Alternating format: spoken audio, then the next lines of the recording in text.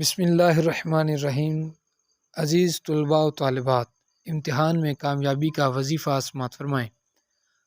امتحان میں کامیابی اور پہلی پوزیشن حاصل کرنے کے لیے صبح کے وقت طلوع آفتاب سے پہلے یعنی سورج کے طلوع ہونے سے پہلے آپ نے 313 مرتبہ یہ کلمات پڑھنے ہیں۔ کلمات کیا ہیں؟ سماعت فرمائیے۔ ایاک نعبد و ایاک نستعین۔ پھر سے سماعت فرمائیے۔ ایاک نعبد و ایاک نستعین۔